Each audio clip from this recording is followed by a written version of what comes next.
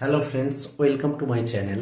আজকে আমি তোমাদের সঙ্গে যে বিষয় নিয়ে আলোচনা করব সেটি হলো শিখনের একটি গুরুত্বপূর্ণ বিষয় নিয়ে।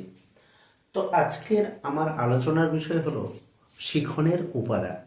আমরা এর আগে শিখনের কি বৈশিষ্ট্য, শিখনের সংজ্ঞা, শিখনের আরও বিভিন্ন বিষয় সম্পর্কে আমরা আলোচনা করেছি।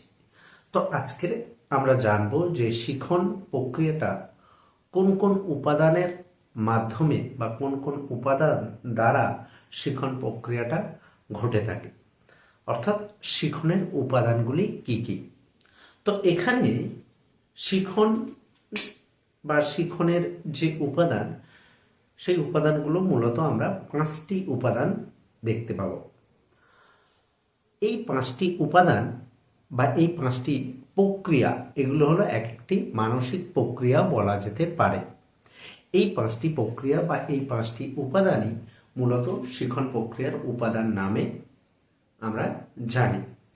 এই 5টি উপাদানের মধ্যে প্রথম যে উপাদানটি শিখনের উপাদান হিসাবে পরিচিত সেটি হলো পরিণমন।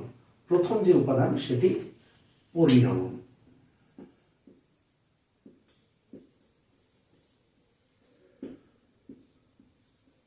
পরিণমন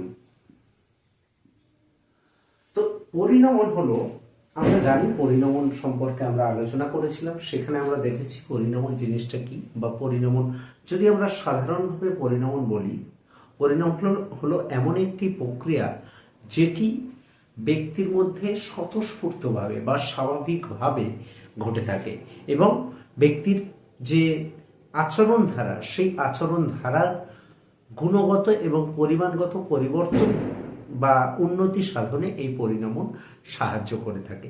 এটি ব্যক্তির মধ্যে অটোমেটিক একটা ভেতরের একটা উন্নতি সাধনের, ব্যক্তির আভ্যন্তরীণ এক উন্নতি সাধনের একটি প্রক্রিয়া। স্বাভাবিকভাবে আমরা তাকে পরিণমন বলি।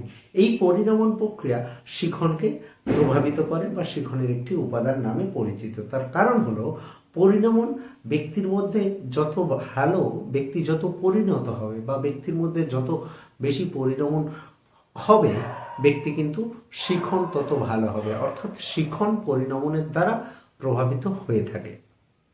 তারপরে দ্বিতীয় যে উপাদান সেটি হলো কি প্রেষণা।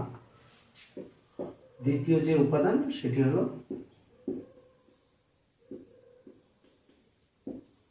প্রেষণা। প্রেষণাটা কি? প্রেষণা হলো এক প্রকার একটা চাপ বা এমন এক প্রক্রিয়া যেটি কি করে থাকে না, আমাদের বিভিন্ন কাজের বা বিভিন্ন কর্ম সম্পাদনের ক্ষেত্রে পেছন থেকে একটা চাপ, বা আমরা যে চাপটা ফিল করি যে কোনো কাজ করতে গেলে, আমরা প্রথমে যখনই কোনো কাজ করতে যাই, আমাদের মধ্যে যখনই কোনো চাহিদার সৃষ্টি হয়, যখন কোনো অভাববোধের সৃষ্টি হয়, সেই অভাববোধ থেকে, সেই অভাববোধটা পূরণ করার জন্য আমাদের পেছন থেকে যে চাপটা আমরা অনুভব করি, সেটাকে আমরা সাধারণভাবে পরিণমন বলছি, প্রেষণা বলছি। সাধারণভাবে এটাই হলো প্রেষণা।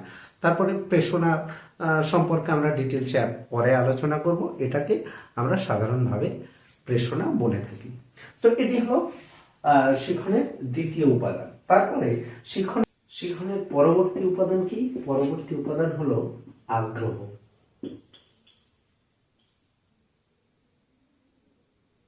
পরবর্তী উপাদান হলো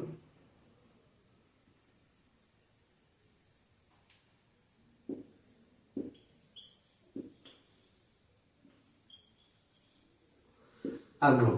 তো এই আগ্রহ কি না, আগ্রহ হলো একটি স্থায়ী প্রবণতা। অর্থাৎ এই আগ্রহ হলো ব্যক্তির একটি স্থায়ী প্রবণতা, যেটি কি করে না, কোনো বস্তুধর্মী যে মনোযোগ বা মনোযোগকে গতিশীল করে কোনো বিষয় সম্পর্কে বস্তুধর্মী অভিজ্ঞতা অর্জনে সাহায্য করে থাকে। খুব সাধারণভাবে যদি আমরা আগ্রহ বলি, এই আগ্রহের মাধ্যমে আমরা কোনো বিষয়ে অনেক বেশি কি করতে পারি, মনোযোগ দিতে পারি। যেমন হচ্ছে কোনো বিষয়ে যদি আমরা আমাদের আগ্রহ বেশি থাকে, তাহলে কিন্তু সেই বিষয়ে আমরা অনেক বেশি মনোযোগ দিতে পারবো।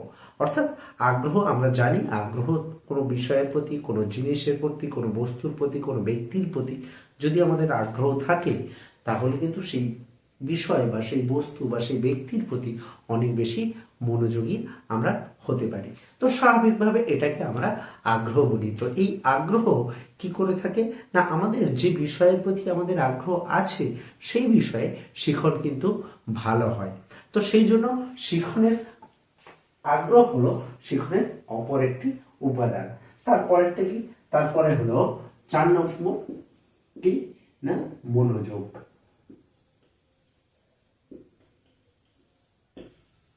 মনোযোগ তো একটু আগে বলছিলাম যে মনোযোগ হচ্ছে এমন একটি প্রক্রিয়া, যে প্রক্রিয়ার মাধ্যমে আমাদের যে চেতন, যে মানে চেতন স্তরে যে কোনো বিষয়কে একেবারে চেতন স্তরের কেন্দ্রবিন্দুতে আনি। অর্থাৎ আমরা যদি মনোযোগ প্রক্রিয়াকে ব্যাখ্যা করি তাহলে দেখা যাবে যে একটা আমাদের মনের 3টে স্তর আছে। সেই স্তরগুলোর মধ্যে হচ্ছে একটা চেতন স্তর, একটা প্রাক চেতন, একটা অবচেতন।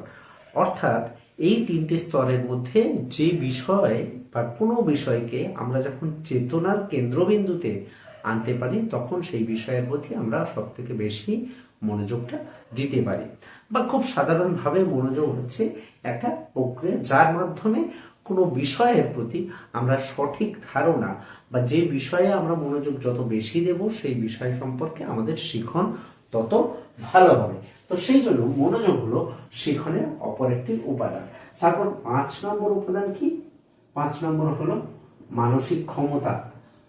মানসিক ক্ষমতা, ক্ষমতা বা এখানে বুদ্ধিও বলা যেতে পারে। মানসিক ক্ষমতা, এটা কিন্তু মানসিক ক্ষমতা, মানসিক ক্ষমতা বা বুদ্ধি বলা যেতে পারে। এটি হলো শিখনের অপর একটি উপাদান। তার কারণ হচ্ছে কি, যে ব্যক্তির মানসিক ক্ষমতা যত ভালো বা যে ব্যক্তির মানসিক ক্ষমতা দিক থেকে যে যত বেশি মানে যার যত বেশি মানসিক ক্ষমতা বেশি হবে বা বুদ্ধি বেশি হবে, হ্যাঁ, যে যার যত এবিলিটি যত বেশি হবে সে কিন্তু শিখন তার তত ভালো হবে। আমরা খুব স্বাভাবিকভাবে আমরা জানি যে আমাদের বুদ্ধি, যে শিক্ষার্থী বা যে শিশুর বুদ্ধি বেশি ভালো বা অনেক বেশি পরিমাণ, তো সেই শিক্ষার্থী বা সেই শিশুর হচ্ছে শিখন প্রক্রিয়া তত ভালো হয়। তো সেই জন্য এই বুদ্ধি বা মানসিক ক্ষমতা শিখন প্রক্রিয়ার অপর একটি উপাদান নামে পরিচিত। তো এই যে শিখন প্রক্রিয়া মূলত এই 5টি উপাদান আমরা দেখতে পাই। 1 নম্বর কি, পরিণামন। 2 নম্বর হচ্ছে প্রেষণা। তারপরে হচ্ছে আগ্রহ। তারপর 3 নম্বর হচ্ছে মনোযোগ এবং 4 নম্বর হচ্ছে মানসিক ক্ষমতা বা যেটাকে আমরা বুদ্ধি বলছি। এই 5টি উপাদান মূলত শিখন প্রক্রিয়ার উপাদান নামে পরিচিত। তো এইরকম বিভিন্ন video, primary, upper primary education, তারপর হচ্ছে গ্র্যাজুয়েশনের বিভিন্ন ভিডিও, পলিটিক্যাল সায়েন্সের বিভিন্ন ভিডিও আমি আমার চ্যানেলে দিয়ে থাকি। যদি এইরকম ভিডিও আরো দেখতে চাও তাহলে চ্যানেলটিকে অবশ্যই সাবস্ক্রাইব করবে, লাইক করবে, বন্ধুদের মাঝে ভিডিওটি অবশ্যই শেয়ার করবে। তো আজ এ পর্যন্ত, দেখা হবে আবার পরের ভিডিওতে। ধন্যবাদ।